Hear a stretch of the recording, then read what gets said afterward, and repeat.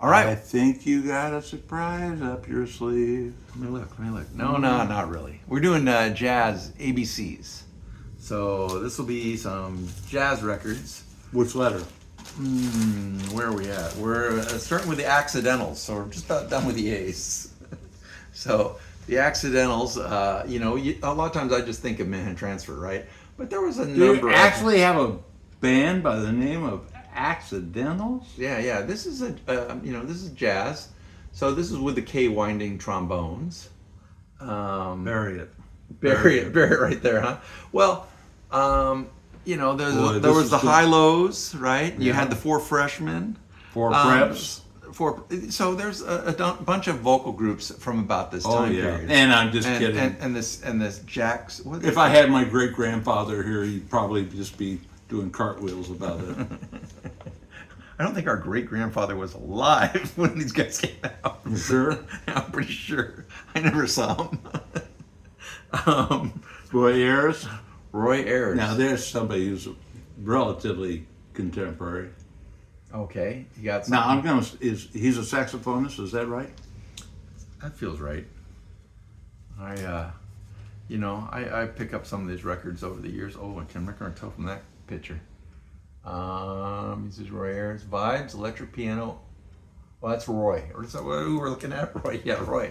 So no, we're wrong. So he's vibes, electric piano, ARP piano, and Degan vibra harp. So it's harp and vibra harp. Electric piano. So he's keys. He's keys. Keyboard. He's keys. Okay. Justo Alinario is on tenor saxophone. Steve Cobb on drums. And that just humbles me because I usually think that my specialty is jazz, and this is a And you missed fairly it. big name, and Uh-huh. I thought he was a saxophone player. Yeah. Hmm. Well, But I don't think I probably have him on some records where he's a member of a group. Sure. But I don't think I have any solo records of Roy Ayers. No, that's the only one I have. Yeah. So And I don't have that. I don't And this is a CTI record. it looks like it. I'm looking for the label somewhere, but I. Sure. Oh no, it's Polydor. Wow. Polydor. Jesus, So- that looked like a CTI. It did. It had that kind of a Glossy. design, more Yeah, of a design. It's not that as glossy, but yeah. Okay, here's Pearl Bailey. All I about don't want Pearl. to tell you, I got a real soft spot for her. I Oh, love good. her humor. I love How's that her. She had a way, down to earth, a gritty sound, and she sold these songs so well.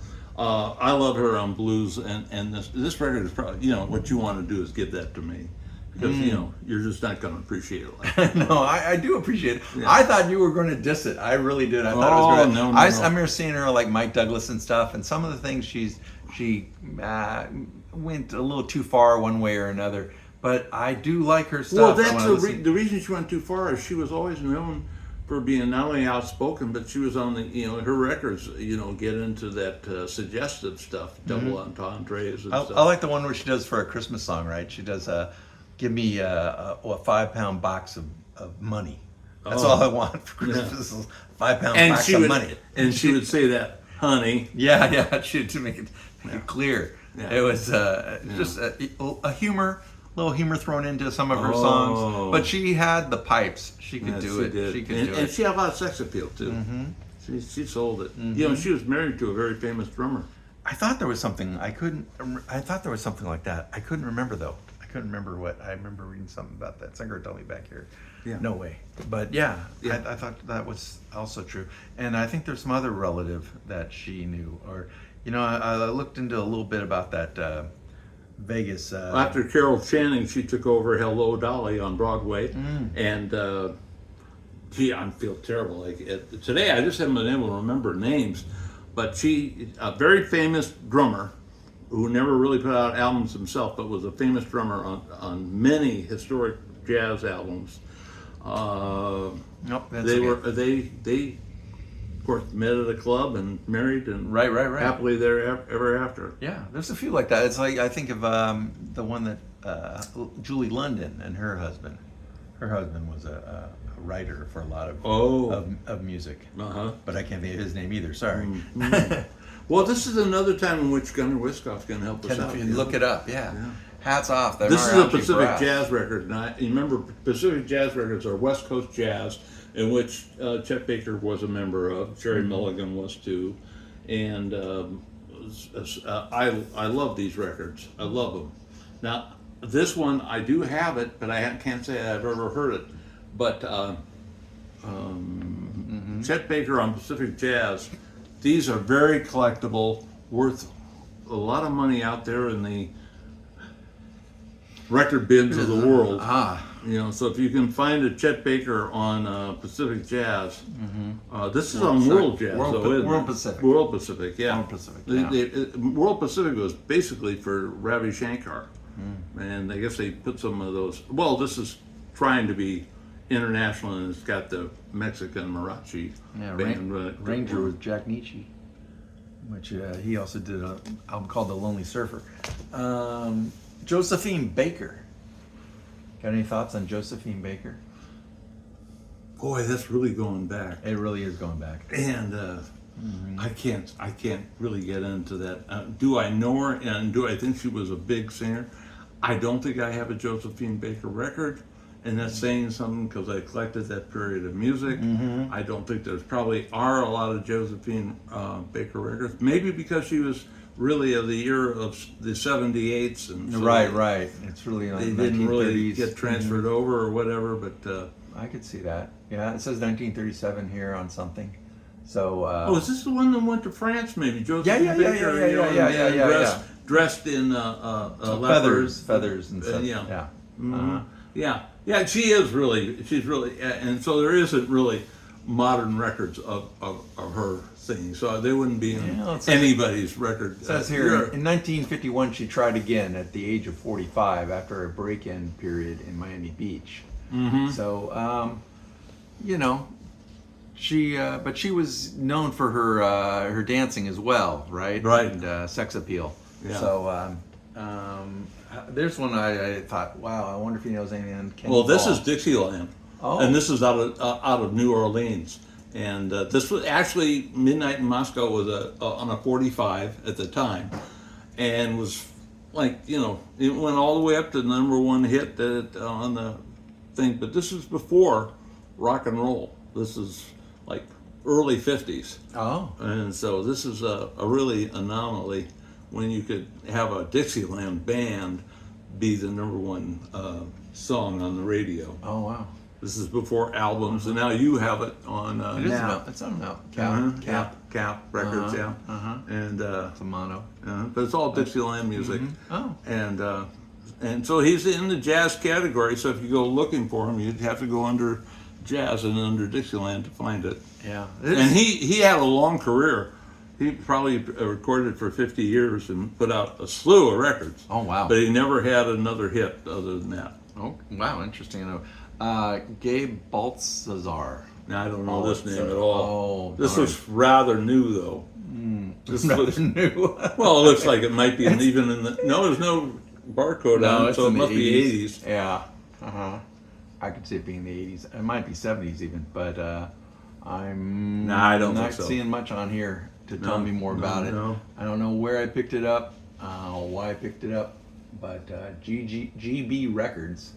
So it's not a big name, a label. I'm not sure I ever saw a GB record. Yeah. I may have. I just don't recall it. Oh well, I was hoping for something more, but No, I don't know that name. Doesn't know. Okay. Jazz Canada Montreux 1978 Tommy Banks Big Band with Avec Big Miller. No.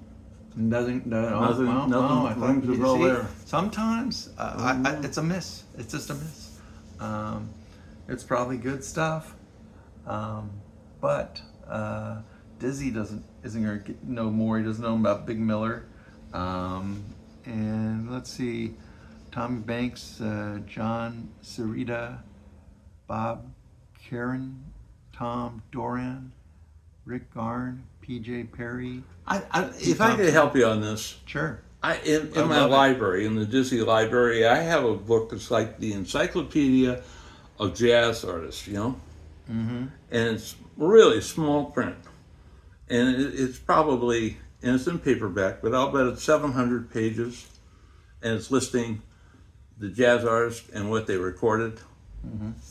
And it shows you how many people, because, you know, if I was to sit down and try and give out of my brain all the names that I can give, I'd be probably lucky that I could give you even 50 names, maybe 60 at the most.